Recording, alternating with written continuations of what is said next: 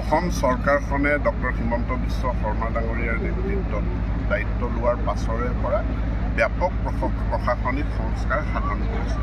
এই প্ৰশাসনিক সংস্কাৰৰ যি মূল লক্ষ্য বা উদ্দেশ্য ই হ'ল প্ৰশাসনক সহজলভ্য কৰা, ছিম্প্লিফাই কৰা আৰু জনসাধাৰণৰ ওচৰলৈ লৈ যোৱা আৰু নাগৰিকৰ যি অধিকাৰ আছে নাগৰিক অধিকাৰ সুনিশ্চিত কৰা।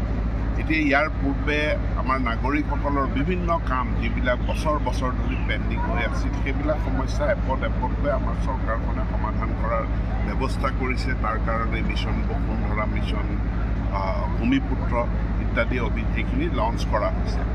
আৰু এই জিলা গঠনৰ প্ৰক্ৰিয়াটো এইটো মই ভাবোঁ যে গোটেই ভাৰতবৰ্ষতে ই এক অভিনম্ব, ই এক ব্যতিক্ৰমী প্ৰয়াস। ইয়াত আমি যদিও 126খন জিলা গঠন কৰা নাই, আমাৰ জিলা 35খনেই আছে, কিন্তু জিলাৰ সমপৰ্যায়ৰ কাৰ্যালয় প্ৰত্যেকটো বিধানসভা সমষ্টিতেই স্থাপন কৰা হৈছে। যোৱাকালি আৰু আজিৰ দিনটোত সৰ্বমুঠ 39খন সমজিলা, 39টা সমজিলা আয়ুক্তৰ কাৰ্যালয় প্ৰতিষ্ঠা কৰা হৈছে।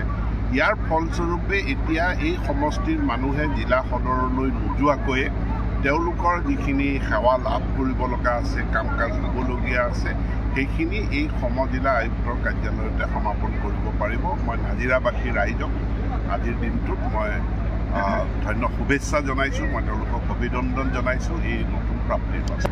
এইবিলাক আমি পৰ্যায়ক্ৰমে নৱনিৰ্মাণৰ আঁচনি লোৱা হৈছে। আন্তঃগাঁথনিৰ যিখিনি নাটনি আছে সেইখিনি পৰ্যায়ক্ৰমে মূল্যায়ন বহীটো দিয়াৰ কথা নাথাকে। মূলতঃ আমি বিনামূলীয়া পাঠ্যপুথি যে মূল্যায়ন বহী ছাত্ৰ ছাত্ৰী বা অভিভাৱকে নিজে যোগাৰ কৰিব লাগিব, কিন্তু তৎসত্ত্বেও আমাৰ চৰকাৰখনে একোজ আগুৱাই গৈ আমি মূল্যায়ন বহী দি আহিছোঁ।